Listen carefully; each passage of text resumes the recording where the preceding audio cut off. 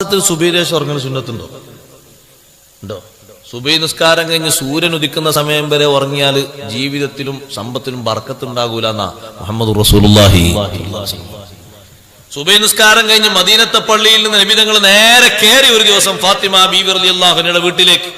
ഇമാം തുർമുദി റളിയല്ലാഹു അൻഹു റിപ്പോർട്ട് ചെയ്യുന്ന ഹദീസിൽ കാണാം, ഫാത്തിമ ബീവിന്റെ വീട്ടിൽ കയറിയപ്പോ ഫാത്തിമ ബീവി റളിയല്ലാഹു അൻഹ സുബൈ നിസ്കരിച്ച് ഉറങ്ങുകയാണ്.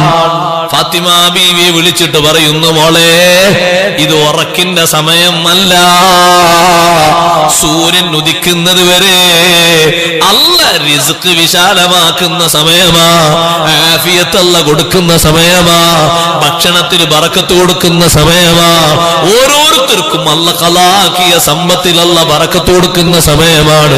ആ സമയം വരെ ഉറങ്ങിക്കൂടാ. അപ്പൊ ഞാൻ ഒന്നാമത്തെ ദിവസം തന്നെ നിങ്ങൾ നിയന്ത്രിക്കണം. ഒന്നാമത്തെ ദിവസം ഉറങ്ങിയാൽ രണ്ടിന്റെ അന്ന് ഉറങ്ങും, 30 വരെ ഉറങ്ങും. ഒന്നാമത്തെ ദിവസം എങ്ങനെ നിയന്ത്രിക്കണം? ഭക്ഷണം കഴിച്ചിട്ട് നിങ്ങൾക്ക് ഉറക്കം വരുന്നുണ്ടെങ്കിൽ നടന്നിട്ട് കുറച്ച് ദിക്ർ ചൊല്ലിക്കോളൂ, നടന്നിട്ട് ഖുർആൻ ഓതിക്കോളൂ. എങ്ങനെയെങ്കിലും സൂര്യൻ ഉദിച്ചിട്ട് ഒരു 10 മിനിറ്റ് കഴിഞ്ഞിട്ടല്ലാതെ ശരീരത്തെ കടത്താൻ അനുവദിക്കരുത്.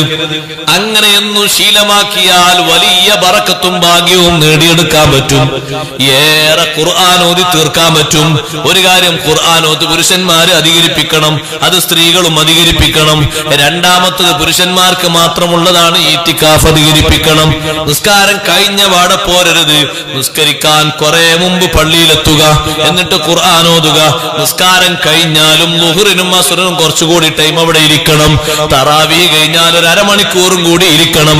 ഈത്തിക്കാഫിന്റെ നീളം കൂടട്ടെ. പള്ളിയിൽ ഈത്തിക്കാഫ് ഇരിക്കുന്നത് റബ്ബിന് എത്ര വലിയ ഇഷ്ടമാ. ഒരു ആലിമ് വന്നിട്ട് നിങ്ങളെ വീട്ടിലിരുന്നാൽ നിങ്ങൾ എത്ര കാലം പറയും. വലിയ ഉസ്താദ് വന്നിട്ട് എന്റെ വീട്ടിൽ അരമണിക്കൂർ നേരം ഇരുന്നു, ഒരു ബെഡ് ഉണ്ടെങ്കിൽ കാണിച്ചു കൊടുക്കൂല, ഈ ബെഡിലാ കിടന്നുറങ്ങിയത്, ആ ബെഡ് ഞാൻ അവിടെ സൂക്ഷിച്ചു വെച്ചിരിക്കുകയാണ്. മറ്റേ ഉസ്താദ് വന്നിട്ട് 2 മണിക്കൂർ ഇവിടെ വിശ്രമിച്ചു. ആ പറച്ചിൽ മാറൂലല്ലോ. അള്ളാന്റെ ഭവനത്തിലായിരിക്കുന്നതിന് അള്ള തരുന്ന കൂലി കണക്കാക്കാൻ അടിമക്ക് കഴിയൂല.